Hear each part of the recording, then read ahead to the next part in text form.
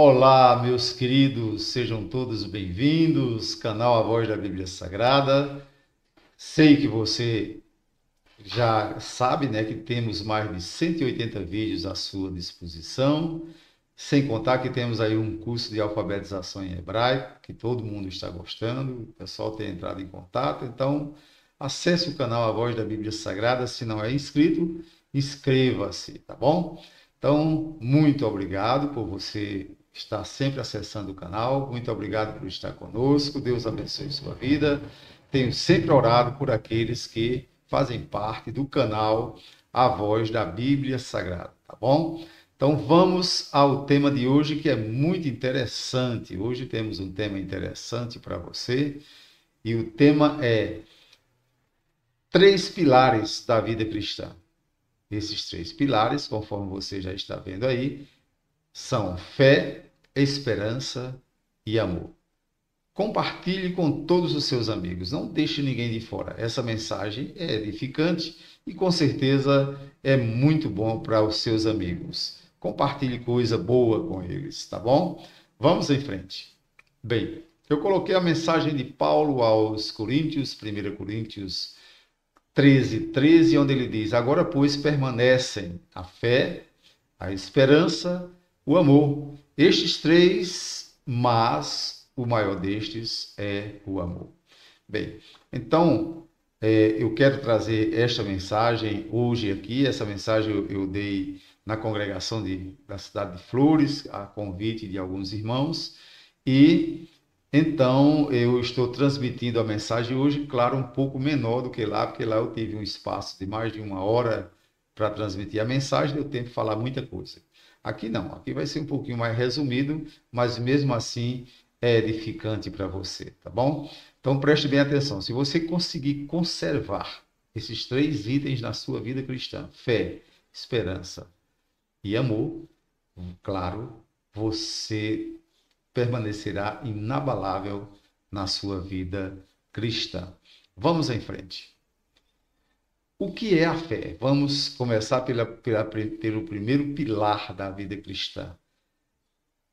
O escritor aos Hebreus, no capítulo 11, verso 1, ele diz: Ora, a fé é o firme fundamento das coisas que se esperam e a prova das coisas que não se veem. Então, por que eu tenho que manter a fé?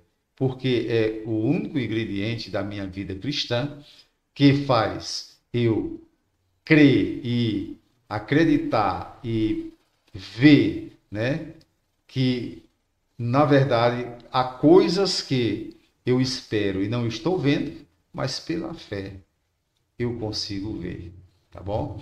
Então, ora, a fé é o firme fundamento das coisas que se esperam, eu preciso continuar esperando, e a prova das coisas que não se vê.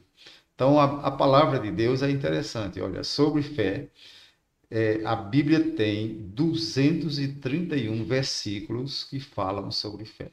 Então, esta mensagem é muito respaldada, certo? Em textos bíblicos. É claro que eu não vou citar aqui 231 versículos, senão eu passaria um ano todo pregando só nesta mensagem. Vou citar apenas alguns selecionados, tá bom? Então, veja aí. Primeiro, precisamos entender que a fé, nós estamos agora falando sobre o primeiro pilar, que é a fé, é, é a única coisa que realmente faz agradar a Deus em tudo. Então, se você escolhe agradar a Deus, escolha ter fé. Hebreus 11:6 diz assim: Ora, sem fé é impossível agradar a Deus, porque é necessário que aquele que se aproxima da fé creia que ele existe e que é galardoador dos que o buscam. Se você se acha fraco de fé, faça como fizeram os discípulos que chegaram para Jesus e disseram assim: Senhor, aumenta-nos a fé. A fé não é algo simplesmente nosso, vem de Deus. E é Ele quem nos dá, quem nos outorga a fé. Então, se você sente fraqueza de fé, peça a Deus, peça a Jesus: Senhor, aumenta-nos a fé. Com certeza Ele fará isso com muito prazer para a sua vida, tá bom? Qual o tamanho da sua fé? Quando falamos em fé, às vezes nós queremos medir, né, o tamanho da fé de algumas pessoas e tem muita gente que diz, ah, a minha fé é muito pequenininha, outro diz, a minha fé é média, outro diz, eu tenho uma fé razoável. E vamos ver o que a Bíblia fala sobre isso. Como já falei, tem 231 versículos na Bíblia que falam sobre fé, vou apenas selecionar alguns. E qual o tamanho, então, da nossa fé? Em Romanos 12, 3, Paulo diz assim: porque pela graça que me foi dada, digo a cada um dentre vós que não tenha de si mesmo mais alto conceito do que convém, mas que pense de si sobriamente, conforme a medida da fé que Deus repartiu a cada um. Segundo Paulo, Deus repartiu medidas de fé para cada um, certo? Se você analisar os discípulos, a Bíblia mostra que Tomé não era um homem de muita fé, certo? E em alguns momentos, em vários momentos, é claro, Jesus chamou os discípulos homens de pouca fé. Então, observe que há sim uma medida da fé, tá bom? Então vamos em frente, vamos falar de fé, da primeira pilastra que pode manter a sua vida cristã firme. Mateus 8, 26 registra as palavras de Jesus da seguinte forma: ele lhes respondeu: por que temeis, homens de pouca fé? Então, levantando-se, repreendeu os ventos, o mar, e seguiu-se grande bonança. Observe que esse texto é daquele episódio em que os discípulos estavam em alto mar e começa uma grande tempestade, e eles, atônitos, acordam Jesus, que dormia à polpa do barco, e ele diz assim: por que temeis, homens de pouca fé? Ou seja, esses discípulos estavam com Jesus ali na polpa do barco, mas estavam temerosos, e Jesus repreende o mar, o vento, e tudo ficou tranquilo. Cremos num Deus que o mar e o vento obedecem, que a natureza o obedece, tá bom? Então, creia dessa forma, com certeza Deus tem muitas coisas boas para você. Vamos ainda falar sobre fé. Os discípulos, eu disse para os irmãos que Jesus Cristo taxou eles de homens de pouca fé. Mas existe na Bíblia uma passagem que fala sobre a mulher cananeia que foi pedir a Jesus um milagre para a cura de sua filha, e Jesus até ainda disse algumas palavras que humilhou um pouco aquela mulher, porque ela não era judia, e Jesus disse: eu vim para os judeus. E disse: não é justo tirar o pão da mesa dos donos, né? E colocar para os cachorrinhos. E a mulher não se incomodou com aquela palavra, eu até me emociono quando falo sobre isso. Ela se humilhou e disse: mas os cachorrinhos também comem das migalhas que caem da mesa do dono. Então, meus queridos, veja o que Jesus disse. Mateus 15, 28 registrou estas palavras de Jesus. Então respondeu Jesus e disse-lhe: ó mulher, grande é a tua fé, seja-te feito como queres. E desde aquela hora, sua filha ficou sã. Glória a Deus, que coisa bonita, né? Que coisa linda a fé de uma mulher cananeia que nem era judia. É por isso que eu sou gentil, mas eu creio nesse Deus Todo-Poderoso, tá bom? Eu sou um gentil hoje, adotado por Cristo, me considero também da família de Deus, tá bom? Então, vamos em frente para nós falarmos sobre a fé. Então, nós vimos que os discípulos tinham pouca fé, a mulher cananeia tinha muita fé, uma grande fé, segundo Jesus. Mas Jesus também foi claro em Mateus 17, 20, que nós não precisamos ter uma gigantesca fé.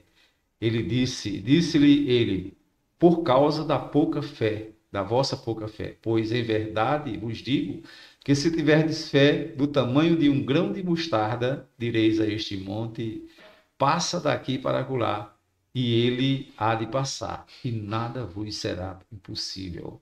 Eu coloquei aí duas mãos com alguns grãos de mostardas nas mãos e veja como são pequenininhos, né? Então, essa passagem é justamente quando os discípulos se queixam que em determinada oportunidade eles oraram tudo e nada aconteceu. E Jesus disse: Isso acontece por causa da vossa pouca fé. Em verdade vos digo que se tiverdes fé como um grão de mostarda, direis a este monte: passa daqui para acolá, e ele há de passar, e nada vos será impossível. Então, este é realmente o pilar chamado fé, que se tiver erguido em nossa vida, continuar de pé em nossa vida cristã estará inabalável. Vamos agora também falar sobre o segundo pilar, que tem 107 versículos, né, na Bíblia falando sobre ele, que é a esperança. Se você manter a esperança, e claro, por isso que a fé vem antes, é a fé que faz manter a esperança. Então, se você manter sua esperança em Deus, com certeza você nunca será abalado. O salmista, no Salmo 9, verso 18, diz: Pois o necessitado não será esquecido para sempre, nem a esperança dos pobres será frustrada perpetuamente. Ou seja, Deus promete que o necessitado não será esquecido para sempre, porque a sociedade esquece o necessitado, os regimes esquecem o necessitado, os países às vezes esquecem o necessitado, o mundo esquece os necessitados, mas Deus não esquece o necessitado e o pobre jamais terá a sua esperança frustrada.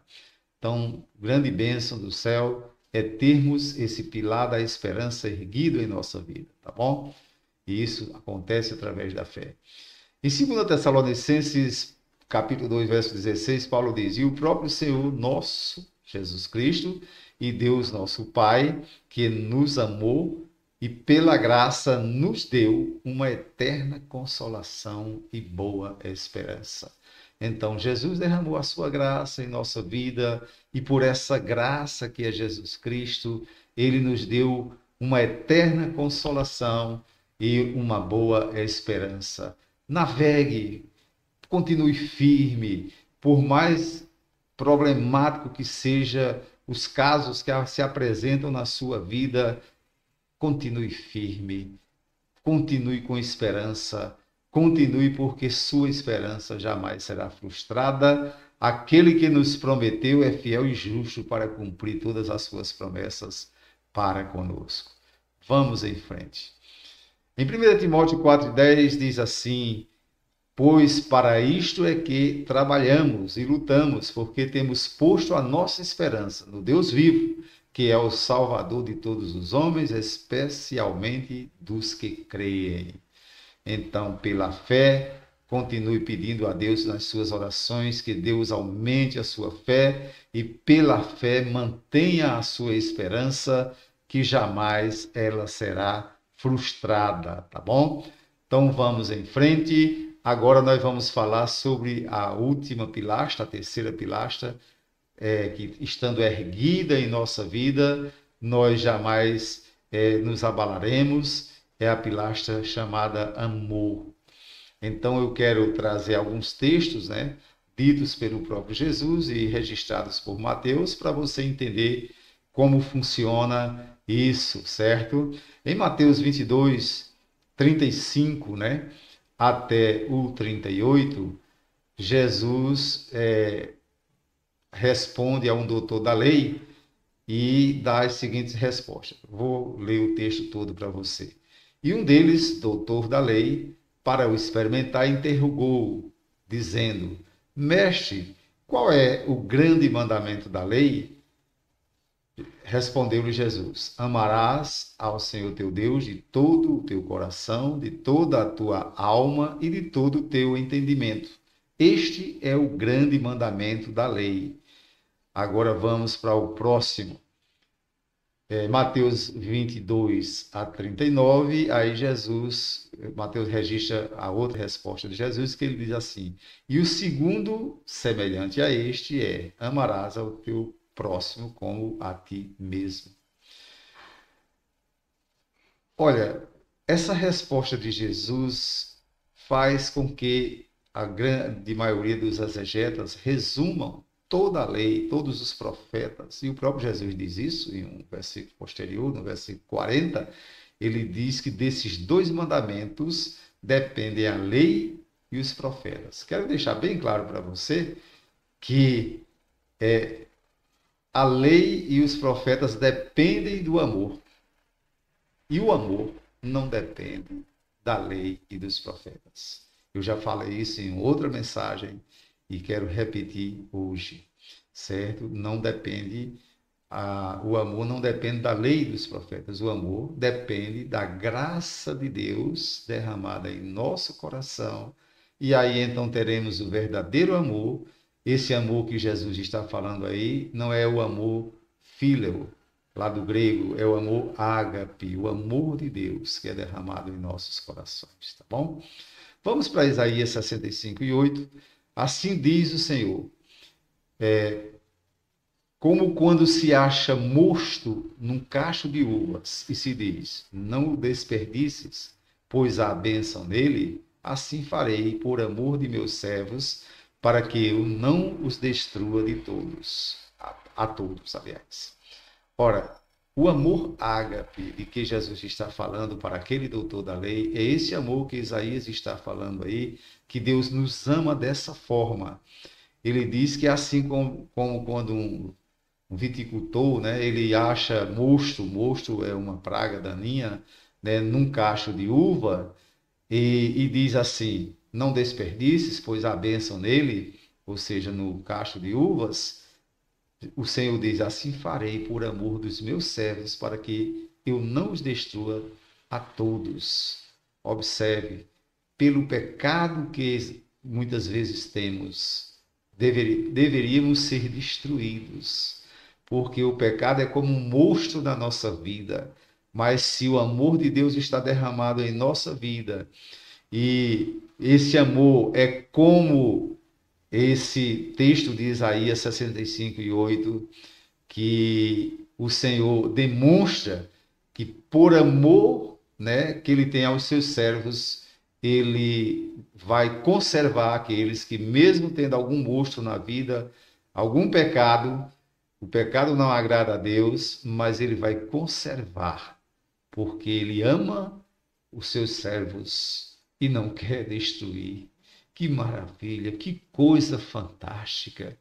O amor de Deus. Se tivermos esse amor derramado em nossos corações, nós poderemos amar ao próximo também, conforme diz Mateus 22:39. E amar como amamos a nós mesmos. Vamos em frente. Veja as promessas de Deus para quem ama com esse amor que acabamos de falar. Mateus 19:29 diz assim: e todo o que tiver deixado casas, ou irmãos, ou irmãs, ou pai, ou mãe, ou filhos, ou terras, por amor do meu nome, receberá 100 vezes tanto e herdará a vida eterna. O Senhor, com este texto, não está dizendo, deixe pai, mãe, irmãos, não. Ele está mostrando que o amor dele é superior a tudo isso, aos seus bens, aos seus irmãos, às suas irmãs, ao pai, à mãe, aos filhos, a toda a sua família. O amor dele é o amor ágape, que é superior a tudo isso. Se você exercer esse amor para com ele também, já que ele derramou no nosso coração, se eu exercer esse amor para com ele, então com certeza receberei 100 vezes tanto e herdarei por fim a vida eterna.